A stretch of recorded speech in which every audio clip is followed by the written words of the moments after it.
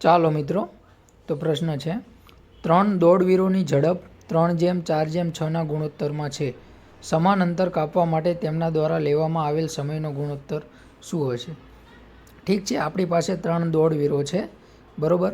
પહેલા દોડવીરની ઝડપ 3 છે, બીજાની 4 છે અને ત્રીજાની 6 છે, બરાબર. એમનો ગુણોત્તર 3:4:6 આપેલો છે. હવે સમાન અંતર, બરાબર, બધાને સરખું અંતર કાપવાનું છે, બરાબર. તો તેમના દ્વારા લેવામાં આવેલ સમયનો ગુણોત્તર શોધો. ઠીક છે, તો જેની ઝડપ વધારે હશે, બરાબર, એ ઓછો સમય લેશે, બરાબર. એટલે આપણે સિમ્પલ કંઈ કરવાનું નહીં, 3, 4 અને 6નો લસા લઈ લઈએ. 3, 4 અને 6નો લસા. 3, 4 અને 6નો લસા શું થશે? 3, 4 અને 6નો લસા થશે 12.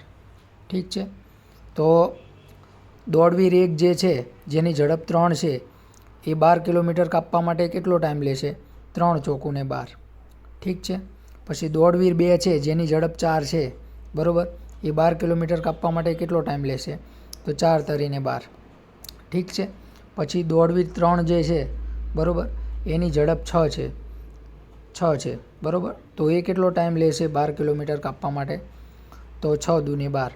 ઠીક છે, તો આપણો જવાબ મળી ગયો 4 જેમ 3 જેમ અને 2. ઠીક છે.